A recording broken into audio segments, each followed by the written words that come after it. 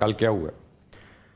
کل مبشر بھائی ایک لمبی سٹوری ہے، اور آپ بھی اسی ملک میں رہتے ہیں جو اس ملک میں باقی سارے فیصلے لیتے وقت امپیڈیمنٹس آتے ہیں، وہی فیصلہ پی آئی اے کا ہوتے ہوئے میں سمجھتا ہوں بہت سارے امپیڈیمنٹس ہیں، بہت ساری ریالٹیز ہیں جو پبلک کے سامنے نہیں ہیں اور وہ پبلک کے سامنے ہونی چاہیے. اور پبلک چونکہ بغیر حقائق جانے سوشل میڈیا پہ جج بن جاتی ہے، تو آئی ایم شور کہ جب ہم اور آپ گفتگو کریں گے اور زیادہ کریں گے تو ایک کلیئر پکچر پبلک کے سامنے جائے گی.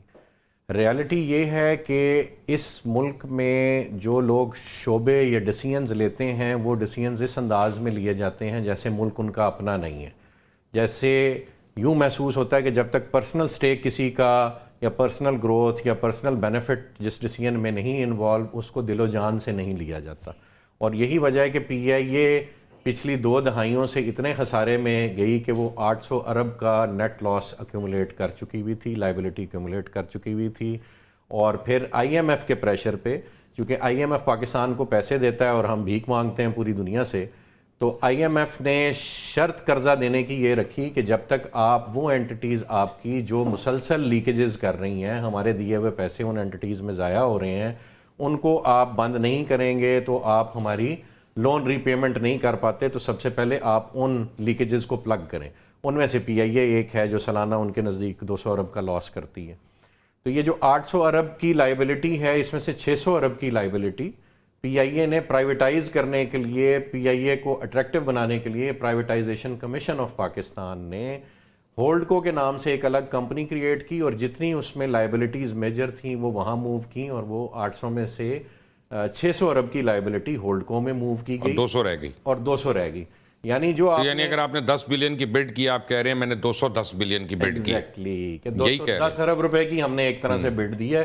یہ پبلک اس بات کو نہیں سمجھ رہی کہ جو کمپنی انہوں نے آفر کی ہے فار سیل، اس کی لائبلٹی 200 بلین کی ہے، اور اس کے ایسٹس ارنسٹ ینگ کے مطابق، یہ بھی ایک بڑا پیچیدہ سوال ہے، لوگوں کو پتہ لگنا چاہیے، انہوں نے اس کی اسیسمنٹ جو ٹاپ 4 کمپنیز ہیں ان دا ورلڈ ان میں سے ایک سے کروائی، اور اس کا نام ارنسٹ ینگ ہے. ان کو $7 ملین فیس پے کی گئی، یعنی 2.5 ارب روپیہ ان کو دیا گیا پی آئی اے کی پکچر روزی بنانے کے لیے کہ جی پی آئی اے کو اس انداز میں پینٹ کرو کہ دنیا بھر سے خریدار اس کے آئیں. اور ابھی میں وہ ایک رانا صاحب ہیں ان کا، میں ایک شو میں گفتگو سن رہا تھا کہ جی پی آئی اے بیچنے کے لیے روڈ شو ہونے چاہیے.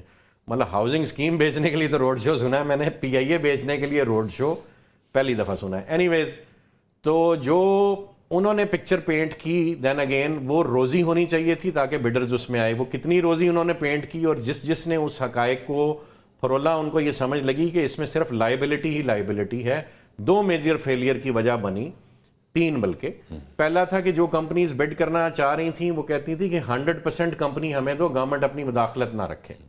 دوسری چیز تھی امپلائیز. وہ کہتے تھے کہ 7,000 امپلائیز جہاں 25,000 کی ریکوائرمنٹ ہے، 5,000 امپلائیز ایکسٹرا آپ جہیز میں کمپنی کے ساتھ دے رہے ہیں، اور ساتھ آپ کہہ رہے ہیں کہ 3 سال ان کو ریٹین کرنا ہے. وہ امپلائیز ان کے مطابق ہی اس کے فیلئر کی وجہ تھے.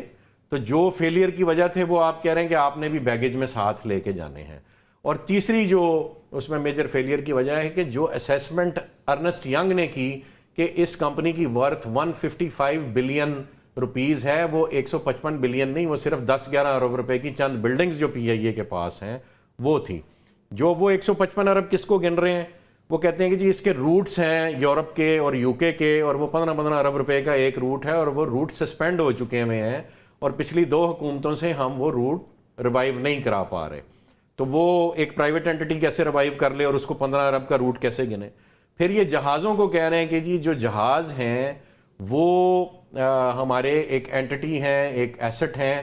وہ جہاز سارے کے سارے ان کے اپنے ڈپارٹمنٹ کی ٹیکنیکل رپورٹ کے مطابق اگلے 3 مہینے میں گراؤنڈ ہو جانے، مارچ 2025 میں یہ ایئر لائن بند ہو جانی. تو یہ ریالٹی ہے جی. ہمارے کنسلٹنٹ نے ہمیں، یہ میں اس کا ٹیکسٹ میسج ساتھ لائے ہوں جو اس نے ہمیں فائنل انسٹرکشن دی تھی کہ آپ نے $1 کی بڈ کرنی ہے. $1 سے جو آپ اوپر پیسے لگائیں گے. آپ کا کنسلٹنٹ کون ہے؟ مارک، یہ سائرس ایویشن کنسلٹنگ کے نام سے آئرلینڈ سے کنسلٹنٹ کمپنی ہے اور ہائیلی ریگارڈڈ کنسلٹنٹ. انہوں نے پہلے ایویشن میں کی ہے کنسلٹنسی؟ جی ایویشن کی کنسلٹنٹ ہے. میری جو ٹیکنیکل ٹیم ہے کیونکہ میں نے میکنزی کا تو نام سنا ہوا ہے ایویشن کے لیے، یہ میں پہلی بار سن رہا ہوں.